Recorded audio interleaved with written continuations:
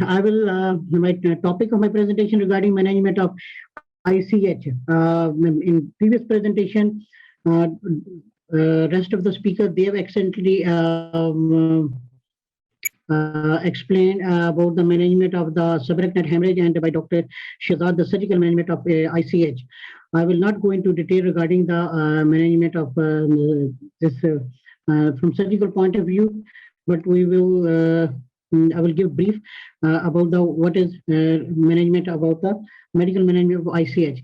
So intracerebral hemorrhage is defined as an acute and spontaneous bleeding within the brain parenchyma and may extend into the ventricle in the form of intraventricular hemorrhage and in subarachnoid spaces in the form of subarachnoid hemorrhage. We've already discussed SAH. So if you look at the background of ICH, ICH accounts for half of the disability adjusted life year loss due to stroke worldwide. It has very high 1 month case fatality rate of 40% and a poor long-term outcome that make it more major contributor to the global morbidity and mortality. Although ICH accounts for very minority of the stroke worldwide, that is 10 to 30% of the cases, it is associated with the greater burden of the disability adjusted life year than even ischemic stroke, given its higher incidence in low and middle income countries. Okay, ICH is not a single entity because if you look at the causes of ICH, they are the variables. 85% of the cases are due to cerebral small vessel disease, predominantly deep perforator arteriopathy, that is also called hypertensive arteriopathy or arteriosclerosis, and cerebral amyloid angiopathy. So there is a wide range of pathogenesis behind the ICH, while the remainder result from macrovascular changes like arteriovenous malformation, seminoma, aneurysm, and venous thrombosis or neoplastic causes. Okay, vascular malformation are the most common cause of ICH in young adult, accounting for up to 1/3 of the cases. The primary ICH is often applied to the cases caused by cerebral small vessel disease, but it discourages adequate investigation, accurate classification, and it's not recommended. So there are general rule for ICH. When being a resident or being a junior doctor, when you see a patient in emergency department, so there are general rule for the ICH that make it different from ischemic stroke. So even without going for the images, you can have an idea that whether this patient is have ischemic stroke or hemorrhagic stroke. ICH occur at any age than ischemic stroke. So there's no age limit. As we see that ischemic stroke, usually its prevalence increases with a increasing age, but ICH is not related to any age. Symptom of ICH begins very abruptly, and usually these patients are very serious and unstable as compared to the ischemic stroke. We have seen many patients with ischemic stroke, even with the large MCA strokes, they are not very restless and hemodynamically very stable. But if a patient has a large ICH, they are very unstable and usually they have deterioration in their clinical condition. Loss of consciousness is nearly a constant symptom, and headache is associated with ICH and is usually very severe. Most common site of hemorrhage is putamen, internal capsule, thalamus, and cerebellum. So these are general rule for ICH. If you look at the epidemiology, it is common that is 12 to 15% of the cases per 100,000 per year, and 10 to 15% of the all stroke cases.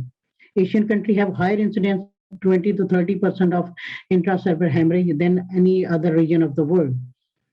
And higher incidence of ICH is noted in Japanese, Chinese, and other Asian countries due to possibility of environmental issue and prevalence of the vascular risk factor in general population. So being a resident, especially this is important from resident point of view, being a resident or as a junior doctor, if you are seeing a patient in emergency department, so there are certain the point that you should keep in mind while taking history from the patient with ICH. So first of all, time of onset is very important, and you should ask about the if it's not clear, then time of the patient was last seen normal, that should be known. Vascular risk factor are very important because most of the 70-80% of patients are having underlying hypertension. So hypertension, diabetes, hypercholesterolemia, and smoking history is very important. Medication is very important. Whether he's taking anticoagulant, antiplatelet, decongestant, any hypertensive medication, or any symptomatic mimetic drug. And if the patient is very old or have some history, the risk of any trauma or surgery, you should ask about the any previous trauma or any surgery, especially carotid endarterectomy and carotid stenting, because we have seen a few patients who develop ICH related to the hyperperfusion injury after such procedure. Dementia is very important and is associated with amyloid angiopathy, and that is also a risk factor for lobar hemorrhage. Alcohol or illicit drug use, cocaine and other sympathomimetic drugs are associated with ICH, and history of these medication is very important, especially if the patient are very young and you didn't find any other risk factor for his ICH. So history of alcohol abuse and drug intake is very important. Seizure, definitely you should ask about the history of seizure. Liver disease is very important, may be associated with coagulopathy, and cancer and other hematologic disorder. We should ask about these risk factor as well. So next is vital sign. So it's very important to look at the vital sign, because usually we forget to take the like regarding the fever and other things, because fever is associated with very early neurologic deterioration. So it's important to, if the patient is having fever, you should treat it. Higher initial blood pressure is associated with the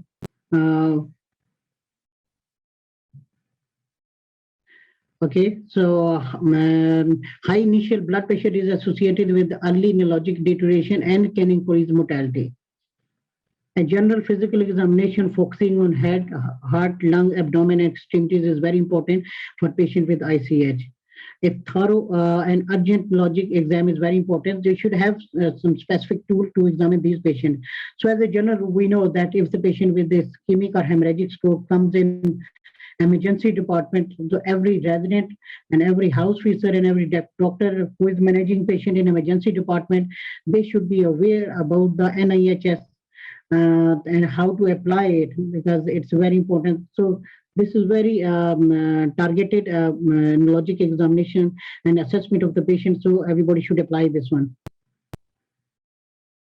So next is etiology of the patient. As we know that hypertension is one of the most common cause of this ICH. It's 70-80% of the patient are having underlying ICH, and non-hypertensive ICH, they have a lot of underlying etiologies like vascular malformation, bleeding disorders, amyloid angiopathy, trauma, tumor, and drug abuse like amphetamine, cocaine, and other drugs as well. And there are certain tumors that are commonly associated with ICH, like malignant tumor or glioblastoma, lymphoma, metastasis. We have seen few cases, and regularly I think they are presenting in every emergency. There are many tumor patients are coming with the tumor, and sometimes hemorrhage within the tumor. So these are the tumor that can be associated with ICH. Benign tumor like meningioma, pituitary adenoma, meningoblastoma, and acoustic neuroma, they are also associated with hemorrhage.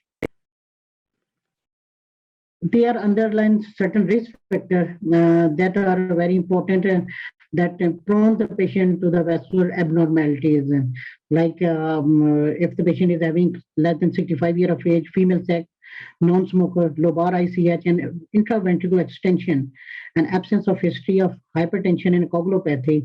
So these patients are have high risk of having vascular abnormalities like AV malformation. So if we look at the age distribution, that is very important, that in which age ICH is more prevalent. We look at this bar chart. If we look at that from 45 to 75 years of age, the most of the patient with ICH in both gender, they belong to this age from 45 to 75 years of age. Because the prevalence of risk factor like hypertension, diabetes, and hypercholesterolemia, all these factors are prevalent most commonly and start from 45 year and onward. So that's why the prevalence of ICH is more prevalent in the population. We talk about the hypertensive hemorrhage, because most of the hemorrhages that we are seeing, they are secondary to hypertension. It's account for 60 to 70% of the ICH. And what is theory behind that? There are two theories. One is that chronic hypertension causes degeneration, fragmentation, and fibrinoid necrosis of small perforating arteries, and that may predispose to the rupture of the arteries. And another thing that hypertensive vascular lesion that lead to arteriolar rupture in most cases appear to arise from an arterial wall altered by the effect of hypertension. If we look at the prevalence of hypertensive bleed with respect to the area, which areas are more involved in hypertensive bleed. According to one study, we can see that putamen and internal capsule, they are affected more secondary to the increased hypertension, and 63% of the ICH involves putamen internal capsule, followed by the caudate nucleus, that is 17%. Thalamus is after that, and lobar and pons and cerebellum are less likely to be secondary to the this hypertensive ICH. Another point is very important: the difference between intracerebral hemorrhage and hemorrhagic infarction. So these are the clinical scenario, or sometimes we are seeing patient in emergency that is usually come with images that are usually you are unable to decide whether this is a primary ICH or this is due to hemorrhagic infarction. So there are certain point in clinical history, computed and imaging and other things that can differentiate at least whether this is intracerebral hemorrhage or it is hemorrhagic infarction that is mostly embolic. So first of all, clinically, how can we differentiate between ICH and hemorrhagic infarction? Onset is like sudden followed by the progression. In case of intracerebral hemorrhage, that most of the patients, they develop sudden clinical symptom, and in hemorrhagic infarction, maximum from the onset. From the start, patient has all these clinical symptoms. Raised intracranial pressure is prominent in case of ICH, but hemorrhagic infarction, it's absent. Why? Because in hemorrhagic infarction, this is secondary to the because this hemorrhagic infarction usually remain to the only one arterial territory, and in most of the ischemic stroke or embolic stroke.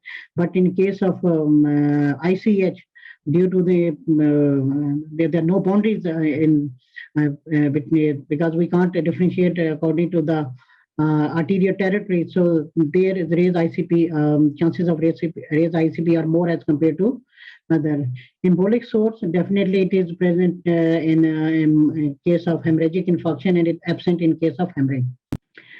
Regarding in case of a CT scan, what we can do, the higher attenuation we can see in a dense and homogeneous in case of ICH, but in case of hemorrhagic infarction, it is spotted and mottled. So in case of this ICH, we can have this homogeneous involvement. Mass effect is prominent in ICH, but in hemorrhagic infarction, it's mild or absent. Location, subcortical and deep, you can see, but in hemorrhagic infarction, usually cortex more than subcortical white matter.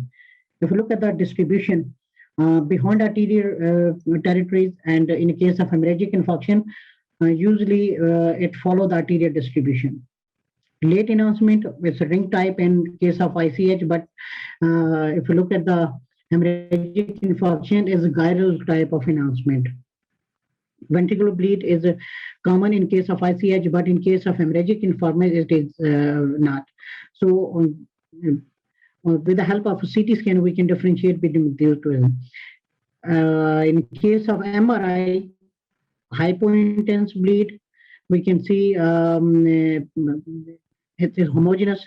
We can see in intra-ICH cases, and in hemorrhagic infarction in T2, we can see patchy and mottled. Hyperintense edema, the T2, it's a thin and peripheral halo. We can see in case of ICH, but in hemorrhagic infarction, which is extensive, and in vascular territories. What are laboratory testing that are very important for patient with ICH? So being a resident, we can, or a neurology student, doctor, there are certain investigations that we should definitely do in case of ICH. Complete blood picture is very important. In addition to that, blood urea and creatinine and glucose is very important, because high creatinine is associated with high hematoma expansion. Similarly, high glucose is also associated uh, with high hematoma expansion and worse outcome. In addition to that, coagulation profile is very important, like warfarin-related hematoma are associated with an increased hematoma volume expansion, greater risk of expansion, and increased mortality and morbidity. Toxicology screen is younger and middle age, very important.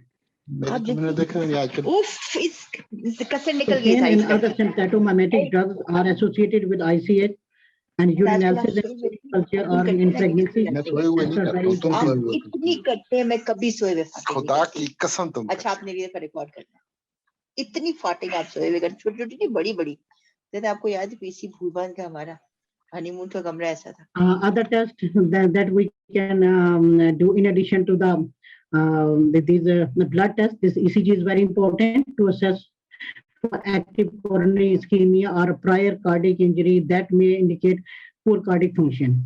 Cardiac chest radiography is very important, and neuroimaging, that it's very mandatory. It's a CT scan, contrast in CT scan, CTA and CTV, and in certain condition, MRI with gadolinium enhancement is very important to differentiate regarding different underlying etiology. So there are difference between MRI and in some hospital, MRI is also available in emergency department, and they are doing it. But there are many advantages of a CT scan over MRI as far as acute stroke patient, especially for acute ICH is concerned. Because CT scan is superior to MRI in acutely ill and stuporous patient. It's faster, can detect early hemorrhage. CT is good for the blood, brain, and bones. And it's also sensitive for IVH, contrast enhanced CT scan, or can also detect AVM and aneurysmic tumor as well. In addition to the CT angiography, we can also use to detect underlying vascular malformation. MRI is superior in detecting underlying structural lesion. It is not superior in that way that in emergency setting to detect whether the patient is having hemorrhage, its location. So CT scan is very superior. But if you are specially looking for underlying structural lesion, so then MRI is very important, especially gradient echo MRI as accurate as CT for identification of the acute hemorrhage within an hour of onset as a region of marked signal loss due to the susceptibility effect, and more accurate for identification of the chronic hemorrhage as well. These are the stages of ICH on CT scan. So how can a hyperacute, that is within 24 hours, definitely look at hyperintense, acute in 1 to 2 days. We can also see as a hyperintense. And subacute to 3 to 20 days isodence, and chronic, that is more than 1 month, it will look like hypodense area. And chronic, you can see chronic this hematoma in the form of encephalomalacia. In CT contrast, you can see as a spot sign, that is also a sign of ongoing hemorrhage. So what is role of DSA? Digital subtraction angiography, it can detect subarachnoid hemorrhage. It's very important to, in the case of subarachnoid hemorrhage, abnormal calcification, obvious vascular malformation, blood in unusual location, and when we don't have any obvious cause of bleeding, such as isolated IVH. So this DSA is very helpful in detecting underlying etiology, especially vascular malformation. Now, ICH score, very important to predict the mortality and morbidity for the acute stroke patient, especially ICH score. And it is composed of Glasgow Coma Scale, ICH volume, intraventricular hemorrhage, age, and infratentorial origin. So we look at this one, and the more is the score, the higher is the mortality. If the score is more than 5 and plus, the mortality is 100%. If the score goes down, the mortality rate is goes down. So this is we can apply it in patient with acute ICH to detect the mortality and morbidity. So what are the the why some patients usually we admit in a ward and emergency department, and after a few days or few hours they deteriorate. 25% of the patient deterioration in the level of consciousness within first 24 hours due to the expansion of the hematoma for 3 hours. worsening cerebral edema in 24 to 48 hours, and late progression of edema in 2 to 3 days. So if the patient with ICH, they come to the ward, so you have to keep these patients in either high dependency unit, in stroke unit, or in ICU, because these patients, their chances are there that within first 2 to 3 days, these patients have high chances of deterioration. You should regularly monitor these patients from expansion of the hematoma, worsening of any other neurological status. So what is the outcome of the patient? Mortality rate accounts for 23 to 58% in 6 months. And it is as related to the GCS score on admission, hematoma volume expansion, location of the bleed, presence of IVH, and use of anticoagulant. So if these risk factors are there, then the chances of having mortality is more within first 6 months. According to another trial, the mortality rate at 1 month is is 90% if the volume GCS is less than 9 and volume is more than 60 ml. And if GCS is more than 9 and volume is less than 30 ml, so its mortality rate is 70%. So management of ICH, I will not go into detail management of ICH because Dr. Shehzad has excellently covered the surgical point of view. But what are the other things that in addition to the surgical management, very important to reduce the mortality and morbidity of the patient, that is blood pressure management and surgical management, and anti-edema measures and reversible coagulopathy. So what is medical management or blood pressure management of the patient? So if you look at this list, there are multiple things that we have to manage to reduce mortality. Blood pressure is very important. For patient with the systolic blood pressure from 150 to 220, early intensive BP lowering treatment with a target of 140 millimeter of mercury can be safe and effective method. And for patients who have more than 220 millimeter of mercury, aggressive BP reduction with continuous intravenous medication to lower, such as with the drug like labetalol and nicardipine is recommended. In addition to that, anticoagulant related ICH, without anticoagulant or and correct INR. This is very important. You can use vitamin K or FFPs as well to correct this anticoagulation related coagulopathy. Antiplatelet medication related ICH, consider antiplatelet transfusion if the platelets are very low, and other antiplatelet medication should be withheld. So how can we give thromboprophylaxis if the risk of DVT or pulmonary embolism are there? How can we reduce it? So for DVT prevention in the legs, we can use pneumatic intermittent compression devices that are very important. They are recommended in that scenario. Low molecular weight heparin or unfractionated heparin can be applied after cessation of bleeding in immobile patient. Okay, and systemic anticoagulation IVC filter can be considered if there is a contraindication about the low mercury heparin or any other anticoagulant. So this filter we can use to prevent DVT or pulmonary embolism. Raise ICP, if there is an issue of raise ICP, we can use this mannitol, and if there is indication for any there is surgical procedure like ventricular drainage or shunt, that we can do it. Fever is very important, and fever should be treated with antipyretic medication and external or internal cooling method to prevent the poor outcome. In certain few ICU setups, they are cooling blankets are available. If they are there, we can use it. Otherwise, we can use antipyretic medication to reduce blood pressure. Blood glucose should be monitored, and it should be controlled, whether it is hyperglycemia or hypoglycemia. Seizure management is very important, because if the patient is with ICH or having continuous seizure, they are associated with a poor outcome and secondary anoxic brain damage. So this is very important to go for the management of the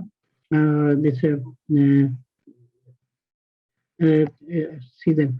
Surgical management, I will not go into detail because Dr. already is covered and we have shortage of time. And again, this is a brief, from neurology point of view, you should keep in mind if patient has cerebellar hemorrhage with neurological deterioration associated with the brainstem compression or hydrocephalus with neurologic deterioration, supratentorial hemorrhage with neurological deterioration, recommendation is hematoma evacuation. If the patient has supratentorial hemorrhage with GCS less than 8 and significant midline shift and large hematoma, medical management with medication is very important, and we have to go for decompressive craniotomy. Hydrocephalus with or without IVH. So ventricular drainage is very important. We can go and that if there is no contraindication for any drainage, ventricular drainage.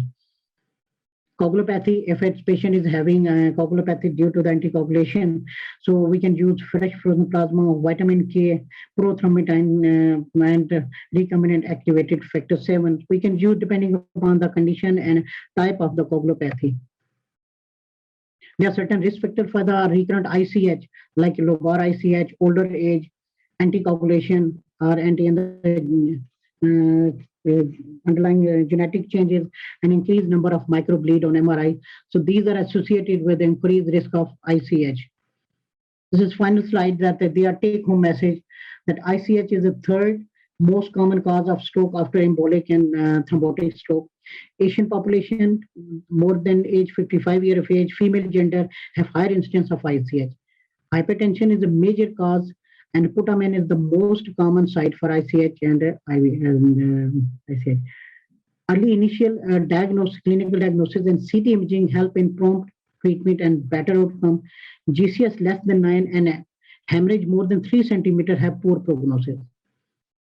Aggressive medical management and selection of the patient with medium-sized hematoma and timing of the surgery are potentially helpful in saving life of the patient. So this is a brief presentation regarding the management of ICH, because most of the part were covered by the Dr. Shahzad. So I just covered from the medical point of view, basically etiology, risk factor, and medical management of the this stroke patient, ICH. So that's all about the my presentation. So we'll go back to the, if you have any questions, you can drop your question in chat box and we can answer that question. I think we can close the meeting as well. So with the permission from chair and co-chair, I think Dr. Anjum is also traveling, so nobody is there. So with the permission from Dr. Malik, if people are not here, we have finished almost our presentation. So if still there is queries left, you can ask from the you can drop their question. So due to because next is our Juma prayer, so I think we can close this meeting. So thank you very much for your participation. So if someone has any question or query, they can ask now from the speaker, or maybe later on they can ask that question. So thank you very much for attending that. We have tried our best to cover all aspects of the ischemic, hemorrhagic, and subarachnoid hemorrhage, and how to establish stroke unit and what is basic stroke care. And if still, I think next 2 days are there, and we will be discussing these topics in detail as well. So we can also have, inshallah, 2 more days. So thank you very much again, all dear audience, for your participation. So thank you very much again, and Allah Hafiz. Now we can close our meeting. Thank you very much. Assalamu alaikum.